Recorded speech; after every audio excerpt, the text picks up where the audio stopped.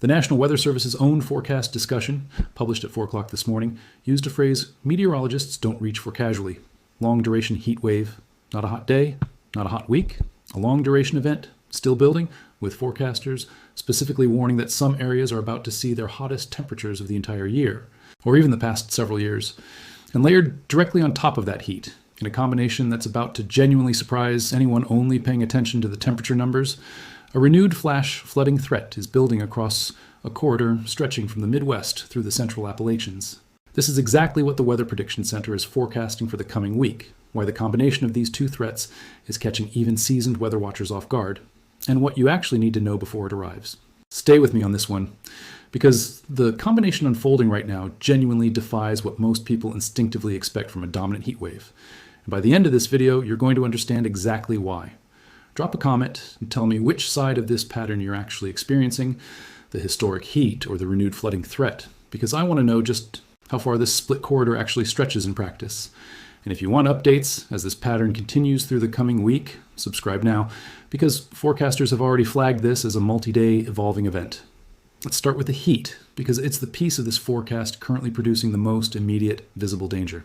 According to the Weather Prediction Center's short-range forecast discussion, dangerous heat continues from the central and southern plains all the way through the southeast, driven by a burgeoning heat wave building across the southeastern quadrant of the country as an upper-level ridge of high pressure continues strengthening over the region.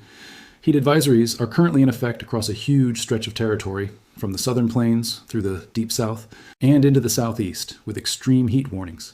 a considerably more serious designation, active across a large section of the central United States. Forecast highs are running in the upper 90s into the 100s, and when you combine that with the summer humidity already sitting over the region, heat index values are reaching genuinely dangerous territory, 105 to 115 degrees. It's worth understanding the difference between a standard heat advisory and the more serious extreme heat warning designation, currently active across parts of the central United States, because these aren't interchangeable labels. A heat advisory is issued when heat index values are expected to reach dangerous levels for a period, generally requiring caution, but not necessarily an immediate life-threatening emergency for a healthy adult taking basic precautions. An extreme heat. Warning, by contrast, is reserved for genuinely rare, exceptionally dangerous heat events, conditions capable of posing a significant health risk even to healthy individuals without any underlying medical vulnerability. And it's a designation the National Weather Service uses considerably less frequently than the standard advisory. Having that more serious warning active across a large section of the central United States, layered directly beneath the same long-duration heat wave language forecasters are using for the broader region,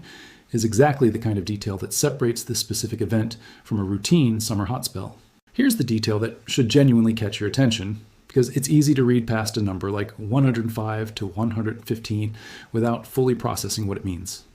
The Weather Prediction Center specifically noted that some areas will see their hottest temperatures of the year so far, or even in the past several years, with the real possibility of record-tying or record-breaking highs. That's not a routine August hot spell. That's a heat event forecasters are explicitly flagging as potentially historic for the specific communities caught underneath it, arriving at a moment in the summer when people's guard is often already down since late. Season heat waves tend to receive less public attention than the more dramatic early summer events that typically dominate seasonal coverage. If you found that distinction between advisory levels genuinely useful, a like on this video helps more people understand exactly what these warning designations mean the next time one shows up on their own local forecast. Now let's talk about exactly why this heat wave has proven so genuinely stubborn, because understanding the mechanism helps explain why it's persisted this long and why forecasters expect it to continue. The Weather Prediction Center's extended forecast discussion specifically describes a long-duration heat wave continuing across the southeast, driven by southern tier upper-level ridging that will be well established heading into next week. That kind of persistent, entrenched ridge functions almost like a lid, trapping hot air beneath it and actively preventing the kind of normal, day-to-day weather variability that would otherwise interrupt the heat.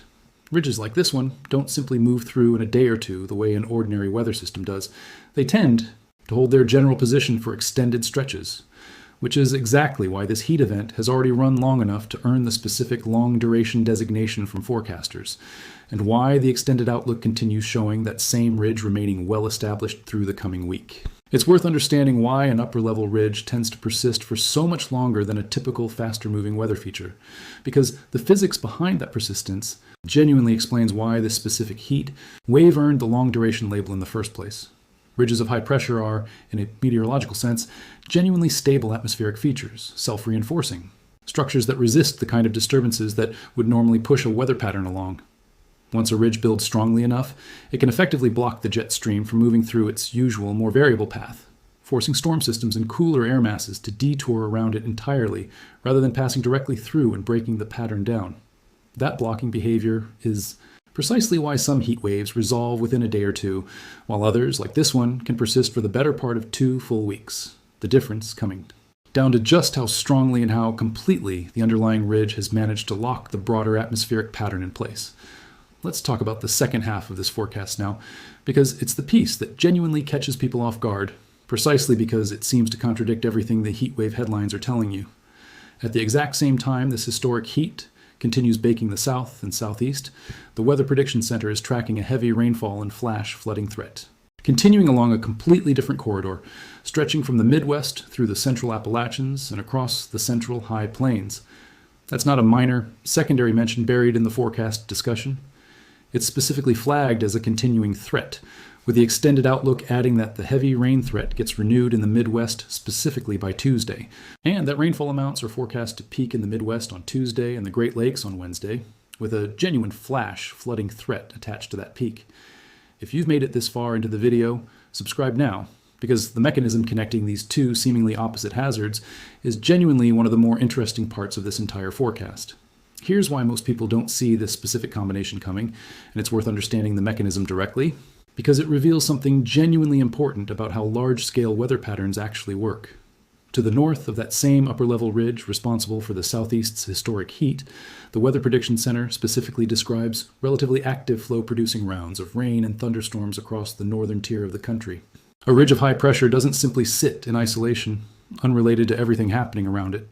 It actively reshapes the broader atmospheric pattern surrounding it, and one of the most consistent effects of a strong, entrenched ridge is pushing the jet stream and the storm systems that jet stream steers into a considerably more active, more northern track along the ridge's edge. That's precisely the mechanism producing the Midwest and Appalachian flash flooding threat. The same ridge baking the southeast in historic heat is simultaneously funneling repeated rounds of moisture and storm systems into the corridor sitting just north of it.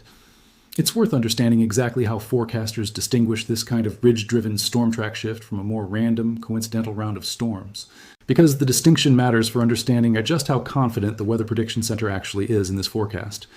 When meteorologists describe that active flow to the north of a ridge, they're describing a genuinely predictable, physically consistent atmospheric response, not a loosely connected coincidence. The jet stream, unable to push directly through the strengthened ridge, gets displaced northward around its edge. And that displaced jet stream carries storm systems along with it in a considerably more concentrated, repetitive path than would occur under a more typical, unblocked pattern. That's precisely why forecasters can speak with genuine confidence about rainfall specifically peaking in the Midwest by Tuesday and the Great Lakes by Wednesday, rather than simply flagging a vague, uncertain chance of scattered storms somewhere across the northern half of the country. Let's talk about the specific numbers behind that flash flooding threat, because it deserves the same level of concrete detail as the heat side of this story. The Weather Prediction Center's extended discussion specifically flags rainfall amounts peaking in the Midwest by Tuesday and continuing into the Great Lakes region by Wednesday, with a genuine flash flooding threat attached to that peak rainfall. The forecast discussion also specifically mentions monsoonal moisture contributing to the broader pattern, adding yet another source of atmospheric fuel into an already active setup across the country's midsection. That combination, a persistent ridge, driving historic heat in one region while simultaneously fueling repeated, intensifying rounds of flash flood-capable rainfall in a neighboring region, is exactly the kind of compound, geographically split weather event that's considerably harder for the general public to intuitively anticipate than a single straightforward heat wave, or a single straightforward flood threat happening in isolation. If you found that explanation of how a ridge physically redirects the jet stream genuinely useful, like on this video, helps more people understand exactly why two seemingly opposite weather extremes can share the exact same root cause. Now let's talk about why this specific pattern genuinely deserves the description catching everyone off guard, because it's worth being precise about exactly what makes it surprising rather than simply using that phrase for dramatic effect. Most people naturally associate a persistent, dominant heat wave with dry conditions, extending across the broader region it affects, since heat waves and drought so frequently travel together in the public imagination. This particular pattern breaks that intuitive association directly. The same dominant ridge responsible for potentially record-breaking heat across the south and southeast is simultaneously setting up conditions for renewed, intensifying flash flooding several hundred miles to the north, meaning residents across this broader multi-wars, a storm state corridor need to be prepared for two entirely different, seemingly contradictory hazards depending on precisely where within that corridor they happen to live, not the single uniform hazard. A quick glance at a regional heatwave headline might lead them to expect. It's worth adding one more piece of context here about why this split dual hazard pattern tends to catch even people who consider themselves reasonably weather aware off guard specifically. Most weather coverage, understandably, focuses on covering a single dominant story at a time. The heat wave gets the headline, the flooding threat gets a secondary mention buried further down, or vice versa, depending on which specific outlet and region you're checking. That editorial reality means most people encounter this pattern through only one of its two faces, reading about the historic heat if they live in the south or southeast, or reading about the renewed flooding risk if they live in the Midwest or Appalachians, without necessarily connecting the dots that both stories trace back to the exact same underlying atmospheric feature. Understanding that connection genuinely matters, not just as an interesting piece of meteorological trivia, but because it helps residents across this entire broad corridor understand why this pattern is proving so persistent and so difficult to shake, regardless of which specific hazard happens to be affecting their own location. Let's talk about exactly how long this pattern is expected to persist, because the extended forecast discussion genuinely spells out a Lee quickly passing system. The Weather Prediction Center's extended outlook, covering the period from Monday, August 17th through Friday, August 21st, specifically describes the long-duration heat wave continuing across the southeast throughout that entire window, with the southern tier upper-level ridging remaining well-established the entire time. That same extended discussion describes the heavy rain threat getting renewed in the Midwest specifically by Tuesday within that window, suggesting this isn't a pattern expected to break down and resolve itself within the next day or two, but rather one that's genuinely locked in place for the better part of an entire week. Let's talk about what a heat wave described as long duration actually does to a region over that extended a stretch, because the cumulative effect of consecutive days of extreme heat genuinely compounds in ways a single hot day never does. Multiple consecutive days without meaningful overnight cooling puts sustained strain on power grids as air conditioning demand remains elevated around the clock rather than easing during cooler overnight hours.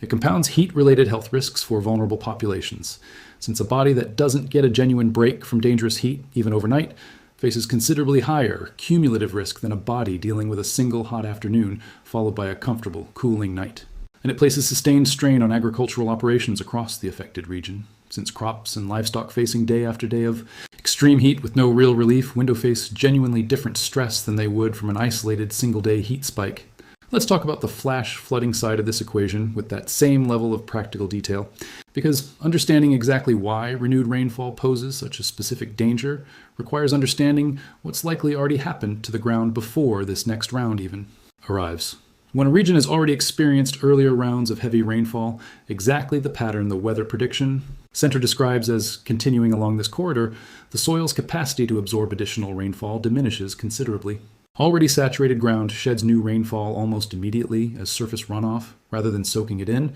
which means the specific round of rain forecast to peak in the Midwest by Tuesday and the Great Lakes by Wednesday carries genuine potential to produce more severe flash flooding than an identical rainfall total would produce on drier, more absorbent ground. If you've made it this far into the video, subscribe now, because I'll keep tracking this pattern closely as it continues through the extended forecast window. So what should you actually be doing with this information if you're anywhere within this broad dual threat corridor, stretching from the southern plains and southeast, dealing with potentially historic heat,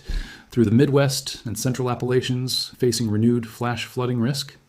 First, if you're in the heat-affected region specifically, treat this as the genuinely serious, potentially record-breaking event forecasters are describing it as, rather than simply another routine August hot stretch.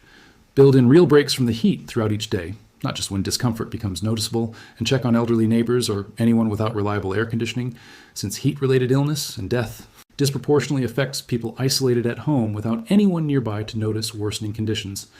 Second, if you're in the flash flood corridor specifically, take warnings issued during the Tuesday through Wednesday peak window exactly as seriously as you would during a first-time flooding event. since already saturated ground carries genuinely elevated risk compared to an identical rainfall total falling on drier terrain. Third, understand that this entire pattern is expected to persist through the better part of an entire week, meaning this isn't a threat you can simply wait out for a day or two before conditions return to normal and checking daily forecast updates. Throughout this extended window matters considerably more than checking once and assuming that information will remain accurate through the week ahead. Here's the thought I want to leave you with, and it's worth remembering the next time a single dominant weather headline seems to tell the whole story for an entire region of the country. Most people, understandably, picture a single dominant weather pattern as producing a single, consistent kind of danger across the entire region it affects. What the Weather Prediction Center's own forecast discussion actually describes for the coming week is something genuinely more complex, a single entrenched upper-level ridge simultaneously producing potentially record-breaking historic heat across one broad stretch of the country while fueling renewed, intensifying flash flooding several hundred miles away in another, both hazards driven by the exact same underlying atmospheric feature, both expected to persist through the better part of an entire week. That's precisely the kind of pattern that catches people off guard, not because either individual hazard is unprecedented or impossible to forecast, but because the public conversation around a dominant heat wave rarely anticipates that same system simultaneously setting up a serious flooding threat in a neighboring region. Whichever specific hazard applies to wherever you happen to live within this broad corridor, the smartest thing you can do over the coming days is treat this as the genuinely serious, multi-day, dual threat event the National Weather Service's own forecasters are already describing it as, and to remember that a single forecast headline, whether it's about record heat or renewed flooding, is very often only telling you half of what a single connected weather system is actually doing across the wider map.